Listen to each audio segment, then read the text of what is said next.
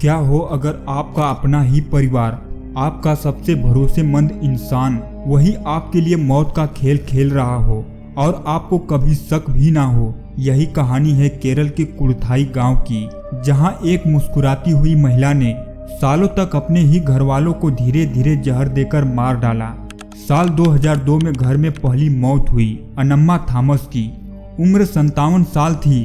अचानक बीमार पड़ी और कुछ ही घंटों में मर गई। किसी को कुछ अजीब नहीं लगा। सबने सोचा उम्र की वजह से दिल का दौरा पड़ा होगा, लेकिन असल में यह मौत एक खेल की शुरुआत थी। साल 2008 में अनम्मा के पति टॉम थॉमस की भी अचानक मौत हो गई।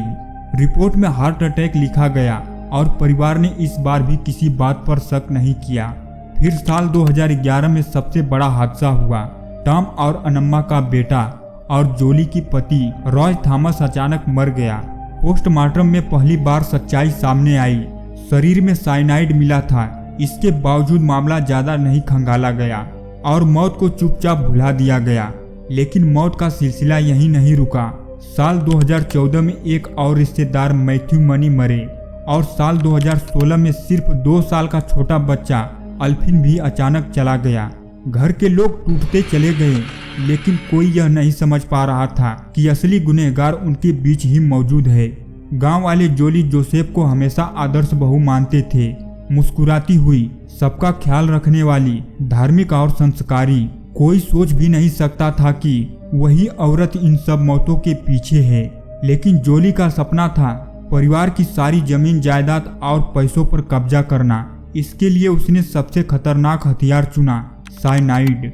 यह जहर इतना ताकतवर है कि कुछ ही मिनटों में इंसान की सांसें थम जाती है। जोली ने खाने पीने की छोटी छोटी चीजों में जहर मिलाकर अपने ही रिश्तेदारों को मौत की नींद सुला दिया। लेकिन आखिर यह रहस्य खुला कैसे? साल 2019 में परिवार के कुछ लोगों को शक हुआ कि क्यों बार बार अचानक मौतें हो रही है। उन्होंने पुलिस में शिकायत दर्ज कराई। इसके बाद पुलिस ने पुराने शवों को कब्र से निकलवाया और फोरेंसिक जांच करवाई। कुछ शवों में साइनाइड के निशान मिले। यही वह पल था जब जोली का पूरा खेल खुलने लगा। पुलिस ने जोली को गिरफ्तार किया। जांच में सामने आया कि उसने यह काम अकेले नहीं किया। MS मैथ्यू और प्राजी कुमार नाम के लोग उसे साइनाइड लाकर देते थे। धीरे धीरे सारी कड़ियां जुड़ती चली गई। अदालत में करीब 1800 पन्नों की चार्जशीट दाखिल की गई, जिसमें पोस्टमार्टम रिपोर्ट, गवाहों की गवाही, जोली की फर्जी वसीयतें और प्रॉपर्टी विवाद सबका जिक्र था।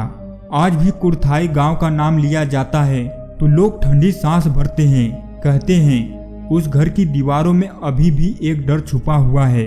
हर ईंट जैसे गवाही देती है कि यहाँ हंसी खुशी के बीच मौत कितनी खामोशी से घूमती रही।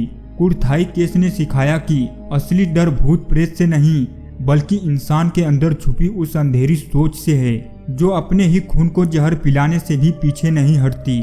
और यही डर, यही रहस्य इस कहानी को आज भी अधूरा और खौफनाक बना देता है।